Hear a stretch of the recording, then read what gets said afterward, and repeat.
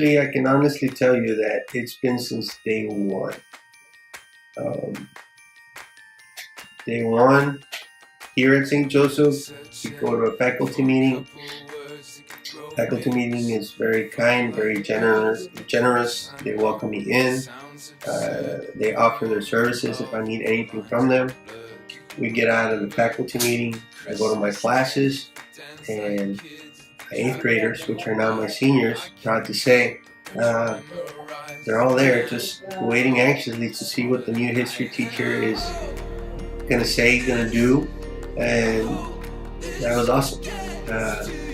And the whole year was wonderful. They welcomed me. They actually made it so much easier for me to adjust to being a teacher here at St. Joseph. And then, again, wonderful kids, and every day, I won't ever feel more welcome than coming here and saying good morning to them, and them giving me a smile back and saying, good morning, Mr. Sandoval, Mr. Sandy, Coach, all the different names that the kids address me by. So, how do I feel welcome? It's just a simple good morning every day from my students, to my students, and the way they respond and smile back. When we arrived here, we didn't know many people, and one day after Mass, Father Ricardo at St. Mary's has said some welcome words to all the community from Tampico, that he knew that we were here because of the violence in our town. He asked us to stand up, and everyone clapped. And then after Mass, a lot of people came over where we were, and they introduced themselves to us, and they offered us their help, and so we felt really welcome. Well, ever since my brothers and sisters had been going to St. Joe, I'd kind of known the system of St. Joe, and I expected to be pretty welcome, but it was just great when I had gotten there because I didn't really know, but the people were great, the teachers really helped, and a lot of the committees at St. Joe, like Ctm and the retreats that they do, really helped to let me know my other classmates. I felt welcomed into the St. Joe community because of the St. Joe football team. Coming in as a freshman, I never felt discouraged. I always felt like everyone on the team liked me, and I was welcomed with open arms onto the team. And I made a lot of friends, and it all turned out really good. One of the many ways that I felt welcome at St. Joe is with Fernando, the trainer. I go there a lot with him, and he's a really cool person. He's very funny. He makes me laugh a lot. And I also like the people that are in the field house with him. Like Judith, like she always like says hi to me. Also the trainer, like Desi, like always like messes with me, but like I know that she's like kidding around. Kai sometimes is in there because he gets shin splints. So like we'll have like a talk, and then like Sean is always in there, and he always like says like the funniest jokes, and like we just like burst into laughter. What I do is that I try to make people feel the way I feel when I feel welcome. This feeling for me is a feeling of importance, a feeling of acceptance, and it's a warm feeling. It's similar to the warm feeling that I feel when I'm with my immediate family. I try to create an environment, one that inspires people to open up and feel comfortable when they're around me. I have always considered myself a very social person, not socially awkward, but quite the opposite. But when I came to Brownsville, I felt very scared. I knew that I was a welcoming person, but I didn't know how the people were going to welcome me. So I was coming from Mexico. I was entering a completely different country with similar people, but completely different lifestyles. And I didn't know what was going to happen. But Fortunately, I didn't have to worry about a thing because they made me feel at home. And right away, I decided that I wanted to give back to those people that accepted the new girl into their lives. And I decided that there was no better way to do it than by following their example. I realized that I did not join just any family. I joined a Marist family, and that's what helped me discover that I became a spirit-filled member of family and community, because I know that that spirit grows every time that I welcome someone new into my life.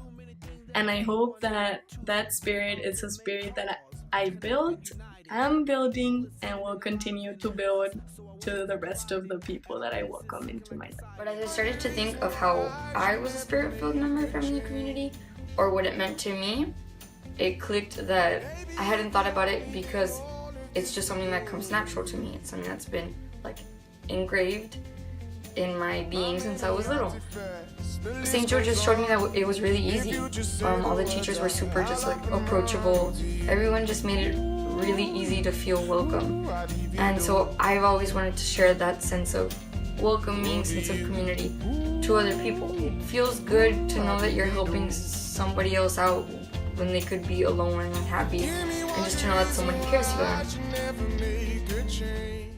Because I like to make people happy and because I like helping out, I agree to a lot.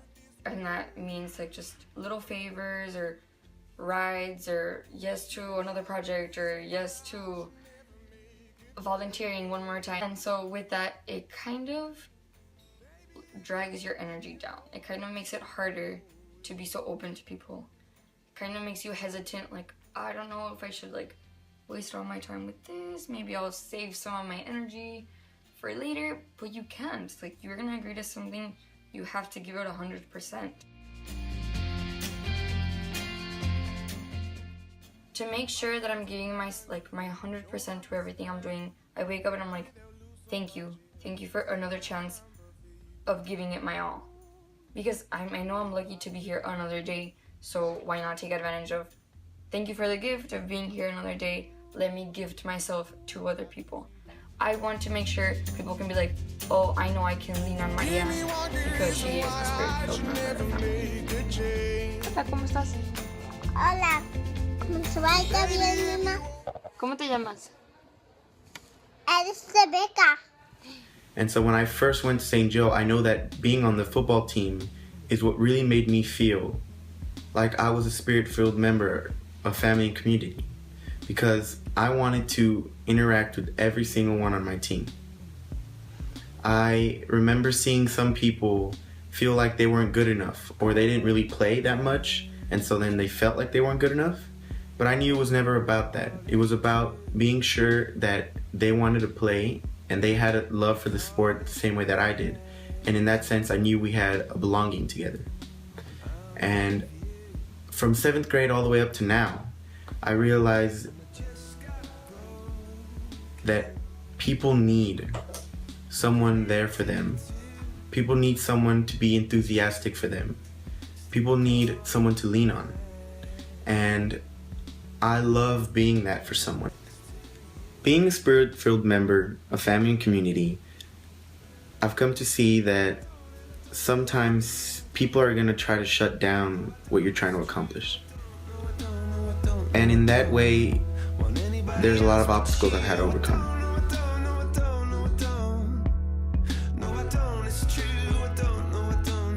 Sometimes it's difficult to be so enthusiastic when people want to shut you down, or when people tell you that you're just being annoying or too demanding. But in essence, you know that in the long run, you're going to affect them.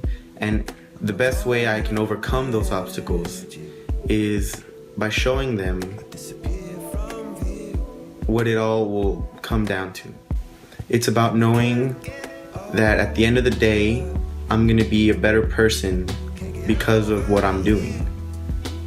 And I know that if I can help someone else realize that at the end of the day, they're becoming a better person, then I feel happy and accomplished. Now that we have an idea of what it means to be a spirit-filled member of family and community, we will take this message and spread it to others while teaching them to do the same. As we depart from St. Joe, we will continue to live out our message as a Marist student that will welcome all those around us. In the end, the goal is for nobody to stand alone.